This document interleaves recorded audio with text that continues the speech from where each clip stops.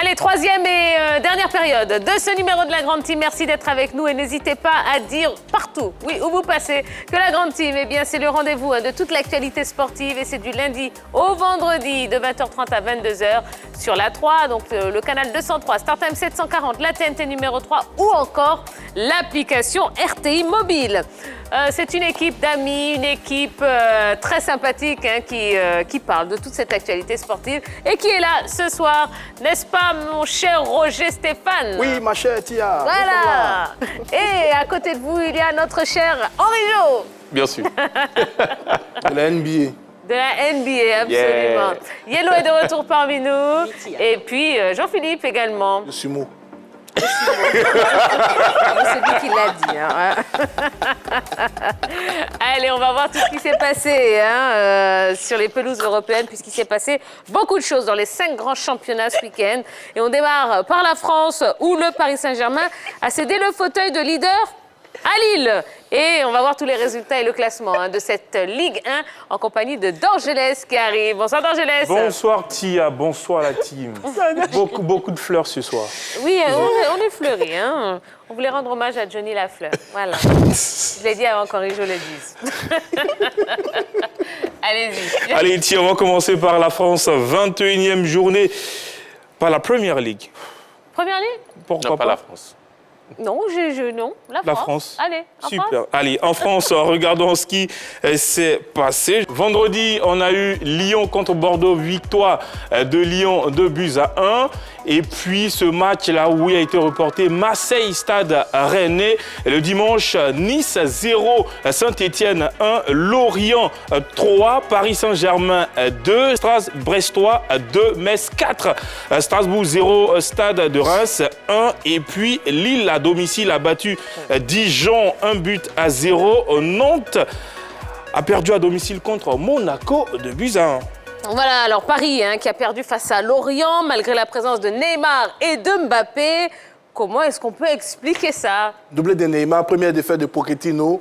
Le départ de Thomas Tuchel apparemment n'a pas véritablement changé la dynamique au niveau du Paris Saint-Germain. C'est vrai que les hommes de Pochettino avaient réalisé comme une bonne performance, se retrouvant en tête du championnat de France. Mais à ce stade, on pensait qu'ils allaient pouvoir enchaîner. Et malheureusement, une équipe courageuse de Lorient est parvenue à les prendre au dépourvu. Malgré un doublé de Neymar, c'est une défaite qui a laissé quand même quelques traces du côté du club francilien. On attend une réaction des hommes de Pochettino lors de leur prochaine sortie.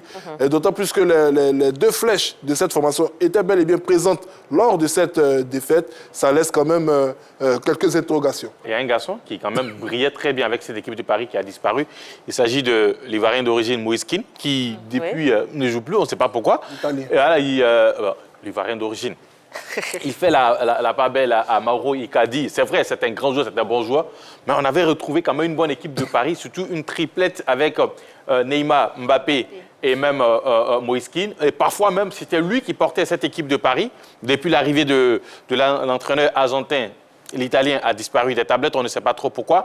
Et puis on constate aussi que ce n'est pas seulement Thomas Tuchel qui était le problème du côté de Paris. C'est que, voilà, où on est en face de Lorient, une équipe qui n'est pas vraiment dans le haut du classement et on se fait battre. C'est vrai, les défaites, ça arrive, mais bon, perdre 3-2, sur tout ça, ça montre que cette saison du côté de Paris, il y a quand même beaucoup de choses à régler.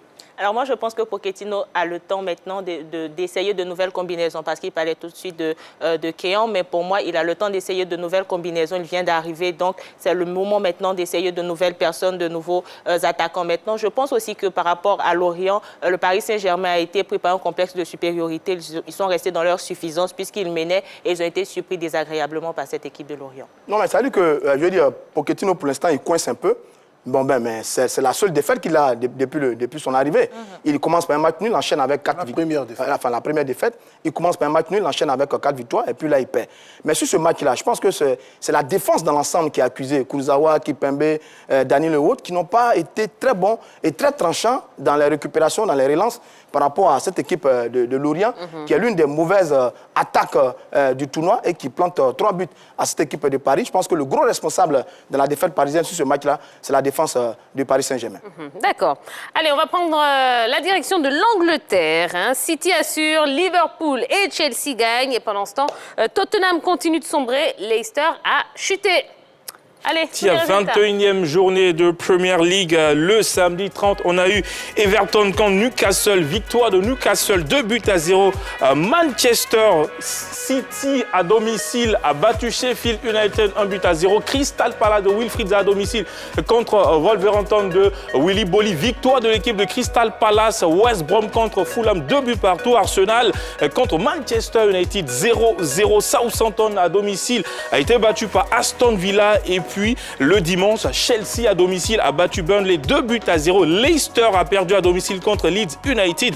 West Ham 1, Liverpool 3 avec un excellent Mo Salah. Et puis le dernier match, Brighton contre Tottenham, victoire de Brighton 1-0. Regardons le classement général dominé par Manchester City avec 44 points. Deuxième, Manchester United 41 points. Liverpool est troisième avec 40 points. Au bas du classement, 17e Brighton, 18e Fulham et puis 20e Sheffield United. D'accord, alors on n'arrête plus Manchester City, hein? Bien sûr, l'équipe de Guardiola quand même a changé sa manière de jouer, je l'évoquais dans les émissions précédentes. Aujourd'hui, c'est vrai, il y a la conservation qui est faite au milieu de terrain, mais on va plus vers un jeu direct de la part des joueurs de Guardiola. On saute parfois même le milieu de terrain pour essayer de trouver les attaquants et ça semble marcher. C'est sur ça que cette équipe joue actuellement. Manchester United qui cale un peu après sa défaite face à Sheffield a coincé face à Arsenal qui quand même lors de ces dernières journées arrive à bien se comporter. Et puis on dira que voilà, sans Aurier, Tottenham perd toujours. Donc le problème, c'est pas Aurier. Alors justement, Serge Aurier, hein, absent de la feuille de match, ça sent le règlement de compte quand même de la part de José Mourinho. Ah bon? Je suis quand même surpris parce que ces derniers temps, il semblait avoir une très bonne entente entre les deux hommes. Bon, je pense que c'est une volonté de l'entraîneur d'alterner également au niveau de son poste. Mais maintenant, s'il a fait par esprit de vengeance, je pense qu'il va s'en mordre les doigts parce que bon, on a vu que sa formation n'était pas totalement souveraine, totalement sereine, alors que ces derniers temps, Serge Aurier s'est très bien illustré, allant jusqu'à marquer Oui, des mais buts. Attendez, Jean-Philippe, vous avez tendance à oublier l'épisode de jeudi quand même. Hein, jeudi, Serge Aurier qui a quitté le stade à la mi-temps parce qu'il a été remplacé, il n'était pas content. Bon, je me suis dit qu'ils allaient se réconcilier. Ce sont deux très forts caractères. Lui, effectivement, deux très forts caractères. Bon, donc, avec ce qui s'est passé, cette accentuation disons, de ce désaccord, j'espère que les dirigeants de Tottenham pourront permettre aux deux hommes de pouvoir raccorder les fils. Alors, on ne peut pas finir ce chapitre anglais sans évoquer la sortie de l'ancienne gloire d'Arsenal, hein, Robert Pires, sur Nicolas Pepe. Il a déclaré ceci, son jeu ne correspond pas à l'intensité, aux exigences de la Première Ligue. Pepe n'y était pas habitué et il lui a été compliqué de changer sa mentalité, de s'adapter à une nouvelle façon de s'entraîner et de s'installer dans un championnat difficile. Je pense qu'il n'est tout simplement pas taillé pour le football anglais. Vous êtes d'accord avec moi? Non, ça commence à faire beaucoup autour du jeu et des performances de Nicolas Pepe sur cette Première Ligue. Il y a eu Alan Smith, là c'est Robert Pires, il y a eu également Roy Keane, le fameux consultant. Donc finalement, on va finir par y croire. Hein. Tout le monde dit la même chose. Tout le monde dit la même chose concernant Nicolas Pepe. On va peut-être y croire parce que Alan Smith disait que le problème de Pepe se trouve même dans sa gestuelle. C'est-à-dire que sa façon de jouer sur le terrain, de porter le ballon, sa façon d'être sur le terrain montre qu'il montre beaucoup de fébrilité par moment. Et tous les spécialistes l'accablent un peu, c'est embêtant pour notre Nicolas Pepe. Mais si ça continue comme ça, on va y croire. Mais il fait par moment quelques beaux matchs, il met des buts. Et puis après, bon, il est en dedans. Il n'est pas encore vraiment le patron de cette équipe. Bon, ça commence à devenir un peu... Moi, je veux dire seulement que Robert Pires était certes un excellent joueur, mais quand on voyait sa gestuelle, on ne pouvait pas lui prédire également un succès en Angleterre. Donc, il a participé à une belle épopée avec des joueurs qui étaient mieux que lui. Donc, il faudrait qu'il sache raison garder. D'accord. Allez, direction l'Espagne, hein, où le Real Madrid encore perdu. Oui, Tia, vendredi 29, le premier match, Valladolid contre Huesca, 3-1 pour Huesca. Le samedi, Eibar contre l'équipe de Séville, victoire de Séville, 2-0. Le Real Madrid, à domicile, a perdu contre Elche, 1-0. Villarreal, 1 but partout contre la Real Sociedad. Retafe Alavés, 0-0.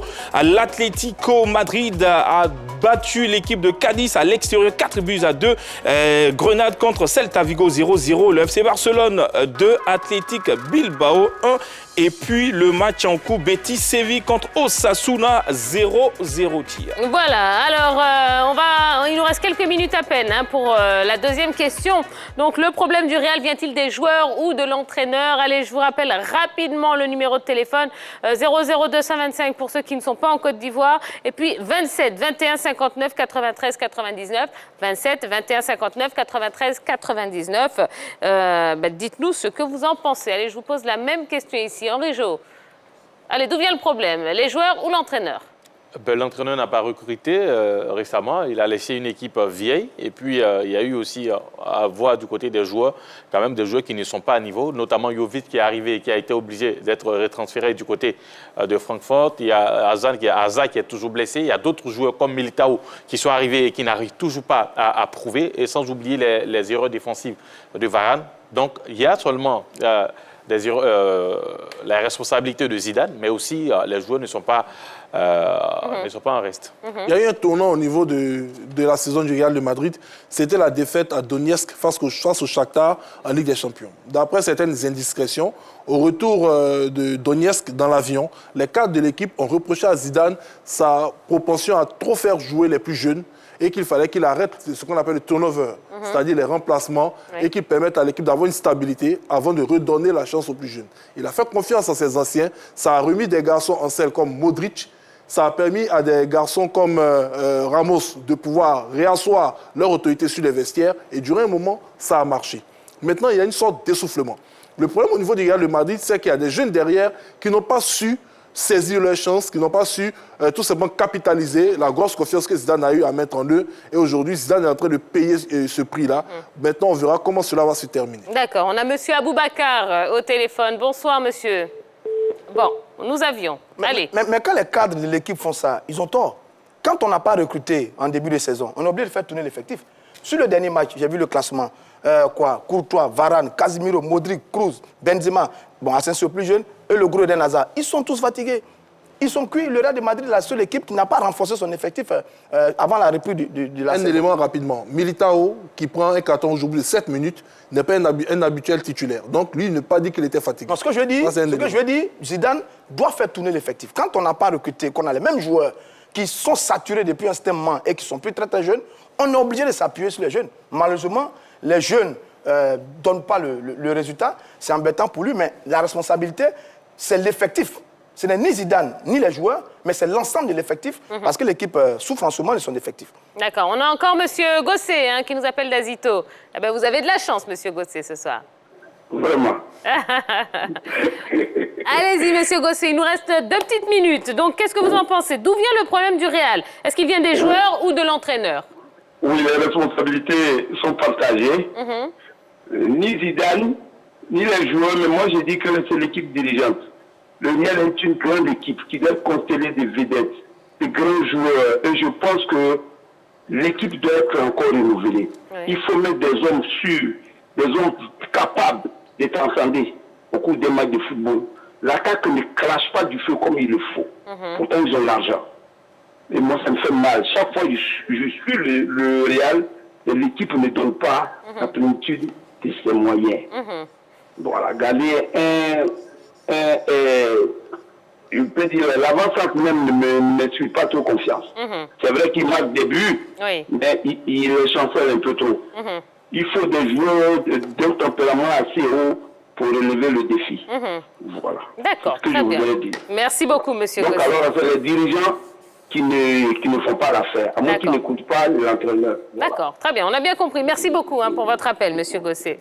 Allez, rapidement, oui, Dorgelès. Oui, avant de donner le classement, Betis Séville vient de marquer à la 79e minute de jeu. Donc le Betis Séville mène 1-0. Et puis le classement est dominé par l'Atlético Madrid, suivi du Real Madrid. L'FC Barcelone est 3e avec 40 points et puis 20e Huesca. D'accord, allez, rapidement, on va donner les résultats de la Serie A. La Serie A, vendredi, Vendredi, on a eu Torino contre la Fiorentina, un but partout entre les deux équipes. Samedi, Bologne contre l'AC Milan, victoire de l'AC Milan 2-1, Juventus 2, Sampdoria des Gênes 0, Inter de Milan 4, Benevento 0. Et puis le dimanche, on a eu Naples 2, Parme 0. Au classement général, c'est l'AC Milan qui est en tête avec 46 points.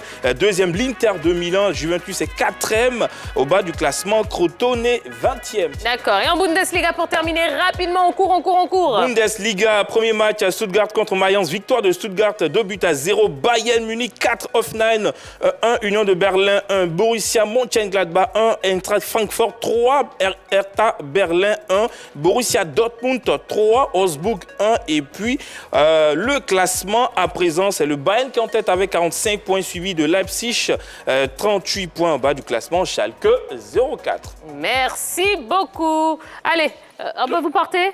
C'était déjà la conclusion de l'émission. Allez, c'est la fin de ce numéro de la Grande Team. On espère que vous avez passé un bon moment en notre compagnie.